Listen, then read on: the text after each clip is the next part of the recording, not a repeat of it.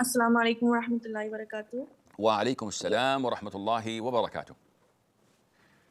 Sheikh, I have a question regarding my husband. Okay. I'm a working woman, and I have, mashallah, handsome salary.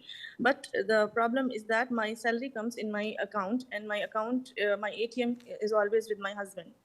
So, and my parents are very much needy because I'm the only source of income for them.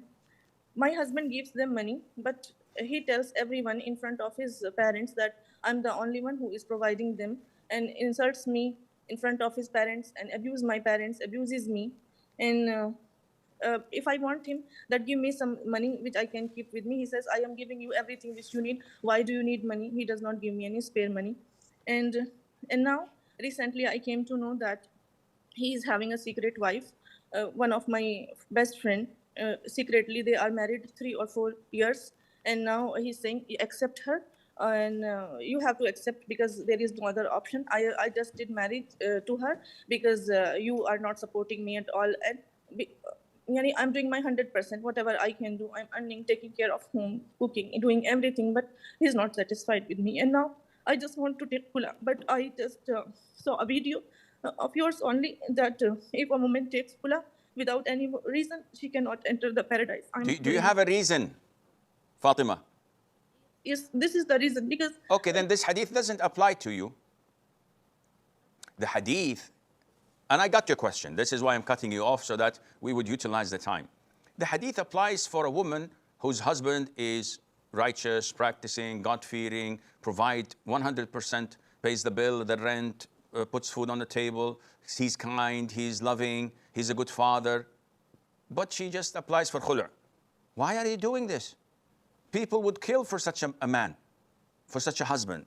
And she says, I don't know, I'm just bored. I just want to explore other options. I'd just like to see the world. I don't want to be a housewife. This hadith applies for this woman who asks for divorce without a legitimate reason. She will not find the fragrance of Jannah. But for you, being married to a gold digger, no, you have all the right to seek for divorce. Number one, without talking, go to the bank and cancel your old ATM card, issue a new one, and keep it with you. Never give it to anyone. Never give the PIN code to anyone. Number two, evaluate your life with him and say to him, enough is enough. You're not paying the bills. You're not paying for my livelihood and the children, if you have children. I'm not going to pay a chip or chip in anything in the house. This is your role as a man, if you're a man. But it's your mistake from the beginning to give your husband your ATM card and the access to it. Every wife, she is accountable. She's sinful for doing this. Well, I wouldn't say sinful, but I would say she is mistaken if she trusts her husband this much and then comes and complains and weeps that he got married again. You gave him the means. Oh, I trusted him, Sheikh. Why would you trust him? You're all obliged to obey him and be kind and dutiful to him in the house, not to entrust him with your financials. I always tell spouses, no matter how much you love your spouse, keep your financials separate. You love your wife? Don't tell her how much you earn. Don't tell her how much you spent. Don't tell her how much you have loans and complain to her. Keep this between you and yourself and do your job as a man instead of asking her for help or expecting her empathy.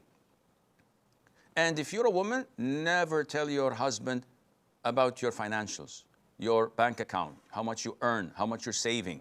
It's none of his business. If he demands to know, don't. As when he demands to know your PIN code or your password on your emails or on your mobile phone or your Instagram or whatever, don't tell him.